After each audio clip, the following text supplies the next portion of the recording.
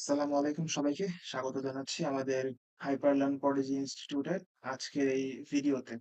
আজকে আমরা IIT JEE এর একটা ম্যাথ সলভ করব। সেই ম্যাথটা হচ্ছে আমাদের গতিবিদ্যা চ্যাপ্টারের। এটা হচ্ছে জেইই পরীক্ষায় আসছিল 1982 তে। তো আমরা দেখব যে ম্যাথটা কিরকম। আমাদের অনেকের মধ্যে ধারণা যে জেইই মেইনস বা জেইই অ্যাডভান্স এর ম্যাথ হয়তোবা খুব বেশি কঠিন হয়। হ্যাঁ, এটা একদিক থেকে ঠিক আছে যে কঠিন হয়। কিন্তু ইজিও কিন্তু হয়। মানে একেবারে যে কঠিন তা কিন্তু না। আমরা যারা পড়াশোনা করি ফিজিক্সের আমাদের ফিজিক্স বই যারা পড়াশোনা করি বাংলাদেশী কারিকুলাম অনুসারে তারা জাস্ট ওই কনসেপ্ট তো সেম। সব দেশেই হোক না কেন একই জিনিস আমরা পড়তেছি। তো কনসেপ্ট যেহেতু সেম তো সবার জন্যই কিন্তু এই প্রশ্নগুলো কিন্তু সেম লেভেলেরই হয় আরকি। তো আমরা দেখবো যে প্রশ্নগুলা কি খুব বেশি হার্ড হয় নাকি ইজি হয় নাকি মিডিয়াম লেভেলের হয় এটা ডিপেন্ড করে কোয়েশ্চেনের টাইপের উপরে। তো সেরকমই একটা প্রশ্ন আমরা এখানে সিলেক্ট করলাম গতিবিদ্যা চ্যাপ্টারের এটা। চলো আমরা এটা শুরু করি। আমাদের যে ম্যাথটা সেটা হচ্ছে যে একটি কণা 10 সেকেন্ড যাবত 5 মিটার পার সেকেন্ড বেগে পূর্ব দিকে চলছে। আমরা একটু ফিগার এটাকে আঁকি যে একটা কণা, ধর আমরা একটা কণা যদি এখান থেকে দেখি যে পূর্ব দিকে যাচ্ছে, এটা হচ্ছে পূর্ব দিক। তার ভেলোসিটি কত এখানে? তার ভেলোসিটি হচ্ছে 5 মিটার পার সেকেন্ড। তার বেগ যদি 5 মিটার পার সেকেন্ড বেগে পরিবর্তিত হয় উত্তর দিক বরাবর, তাহলে আমরা আবার একটু অঙ্কন করি এখানে। তার বেগ 5 মিটার পার সেকেন্ড বেগে চেঞ্জ হয়ে গেছে। তো তোমরা জানো যে বেগ হচ্ছে একটা ভেক্টর রাশি। অর্থাৎ ভেক্টর রাশির পরিবর্তনটা হয় কি? শুধুমাত্র মান পরিবর্তন হলেও ভেক্টর রাশির পরিবর্তন হয়। দিক পরিবর্তন হলেও কিন্তু ভেক্টর রাশির দিক পরিবর্তন হয়। মানে পুরো ভেক্টর রাশির দিক পরিবর্তন হয় আরকি। আর মান এবং দিক ২ টার পরিবর্তন হলে ২ টাই কিন্তু চেঞ্জ হবে। তাহলে শুরুতে ১ম এ কি করছে যে এখান থেকে যাত্রা শুরু করে সে ৫ মিটার পার সেকেন্ড বেগে পূর্ব দিকে গেছে। তারপর হঠাৎ করে তার বেগটা চেঞ্জ করে সে উত্তর দিকে ওই একই বেগে ৫ মিটার পার সেকেন্ড বেগে গেছে। তারপর আমরা কি করলাম যে এই ভেক্টরটাকে শিফট করে একটা বিন্দুতে আনলাম। অর্থাৎ আমরা এক বিন্দুগামী ভেক্টর এখানে চিন্তা করলাম। তো এখানে বলছে কি যে এই সময়ের মধ্যে এই ১০ সেকেন্ড সময়ের মধ্যে গড় ত্বরণ কত এবং কোন দিকে সেটা বের করব। তো আমরা জানি যে গড় ত্বরণের যে ফর্মুলা, সেই গড় ত্বরণের ফর্মুলা হচ্ছে এখানে ডেল ভি ডিভাইড বাই হচ্ছে ডেল টি। তো ডেল ভি এর ভ্যালু আমরা জানি এখানে এটা ভেক্টর রাশি অবশ্যই। ডেল ভি এর ভ্যালু হচ্ছে ভি2 মাইনাস হচ্ছে ভি1 ডিভাইডেড বাই হচ্ছে ডেল্টা। এখন এই ভি2 মাইনাস ভি1 কে তুমি লিখতে পারো না যে ভি2 প্লাস মাইনাস ভি1? অবশ্যই আমরা এরকম লিখতে পারি এবং খেয়াল করো যে এখানে কিন্তু ২ টা ভেক্টরের যোগ করা হইছে। একটা হচ্ছে ভি2 ভেক্টর, এটা যদি আমাদের ভি2 ভেক্টর হয় এবং আরেকটা হচ্ছে ভি1 ভেক্টর, এটা যদি আমাদের ভি1 ভেক্টর হয়। এখন ভি2 ভেক্টরের সাথে মাইনাস ভি1 ভেক্টরে আমরা যোগ করব। তাহলে এটা ছিল আমাদের ভি1, তাহলে তার অপোজিট ডাইরেকশনে কিন্তু আমাদের মাইনাস ভি1 চলে আসবে।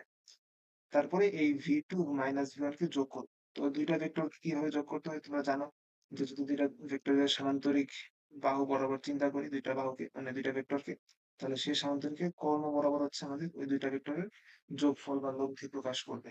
তো এইটা হচ্ছে আমাদের সেই ডেল ভি, অর্থাৎ মাইনাস ভি1 এবং ভি2 এর যে যোগফলটা আমরা বের করতেছি সেটা হচ্ছে ডেল ভি। এই দিকে কাজ করবে। তাহলে এই ভ্যালুটা আমরা বের করতে পারি না? এই ভ্যালুটা আমরা কিভাবে বের করতে পারি? ভেক্টর ফর্মুলা পড়ছো যে ভি1 স্কয়ার ভি2 স্কয়ার। আর এদের মধ্যবর্তী অ্যাঙ্গেল যেহেতু 90 ডিগ্রি, সো আমি cos 90 লিখলাম না। ওইটা আপাতত 0 হয়ে যাবে। এটা হচ্ছে 5 স্কয়ার, এটা হচ্ছে 5 স্কয়ার, 2 ইনটু 5 স্কয়ার। তো এটা হচ্ছে 5 রুট 2 আসবে। তো 5 রুট এ যদি বসাই আর নিচে কতটুকু সময় যাবত? 10 সেকেন্ড সময় যাবত, অর্থাৎ root 2 divided by 2 that means 1 by root 2। তাহলে 1 বাই রুট 2 হচ্ছে তার ভ্যালু।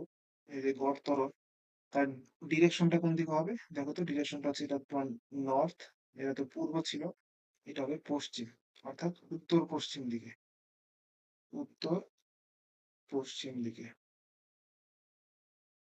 তো ম্যাথটা কিন্তু খুবই সহজ দেখতে পাচ্ছ। আমরা এরপরে আরেকটা ম্যাথ দেখবো। এই আইআইটি জেইই তে আসছে। একই বছরে আসছে। আহ 1982 তে। এই ম্যাথটা কিন্তু খুবই ইজি। তোমরা যারা ইন্টিগ্রেশন করতে পারো তাদের জন্য কিন্তু খুবই ইজি আর হবে। দেখো এটা কিভাবে করবে? তোমাদের একটা ভেলোসিটির ইকুয়েশন দেওয়া আছে। সেটা হচ্ছে 4t কিউব মাইনাস 2t। তো আমরা জানি যে ত্বরণ যখন বের করতে হয়, আমাকে ত্বরণ বের করতে বলছে। ত্বরণ যখন বের করতে হয় আমরা লিখি যে ডিভি বাই ডিটি। তো আমরা সেভাবে বের করি dv/dt। এটা হচ্ছে আমাদের সেই ত্বরণ বের করার ফর্মুলা। এটাকে ডিফারেনশিয়েট করলে আসবে ৩ ৪ এ ১২ টি স্কয়ার মাইনাস 2। তো এটাকে আমি ১ নম্বর ইকুয়েশনে রাখবো কারণ আমি টি এর ভ্যালু কিন্তু এখনো জানি না। তো টি এর ভ্যালু আমরা কিভাবে বের করব? দেখো আমাদের একটা ক্লু দেওয়া আছে যে মূল বিন্দু থেকে যখন বস্তুটি ২ মিটার দূরে। আচ্ছা প্রশ্নটা এখানে আমি পড়িনি বাট তোমরা হয়তো প্রশ্ন দেখে বুঝতে পারছো যে একটি বস্তু মূল বিন্দু থেকে যাত্রা শুরু হয় এক্স অক্ষ বরাবর এমন একটা বেগ প্রাপ্ত হয় যে তার বেগের ইকুয়েশনটা হচ্ছে এইভাবে অর্থাৎ বেগটা এই ইকুয়েশনটাকে মেইনটেইন করে। যেখানে টি সেকেন্ডে এবং ভি হচ্ছে মিটার পার সেকেন্ডে প্রকাশিত। তাহলে মূল বিন্দু থেকে যখন বস্তুটি ২ মিটার দূরে অবস্থিত, অর্থাৎ এখানে কিন্তু সরণ বা দূরত্বটাকে বুঝাইছি। ২ মিটার দূরে অবস্থিত তখন তার ত্বরণ কত? তো যেহেতু আমরা টি এর ভ্যালু জানি না, আমরা টি এর ভ্যালু বের করবো কিন্তু এই ক্লু থেকে। যে ২ মিটার দূরে যখন সেই বস্তুটা অবস্থিত, তখন তার সময় কতটুকু নিছে সে। তাহলে আমরা যদি একটু বের করি যে ভি হচ্ছে 4t কিউব মাইনাস 2t। তো তোমরা জানো যে ভি আসছে কোত্থেকে?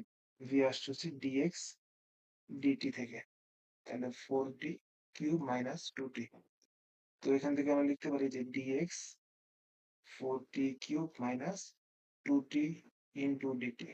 তাহলে ডিফারেনশিয়াল অপারেটরকে ভ্যানিশ করার জন্য আমাদের দুই দিকে ইন্টিগ্রেট করতে হবে। তাহলে এই ডি আর সামের মানে এই ইন্টিগ্রেট সাইনটা কাটাকাটি যাবে।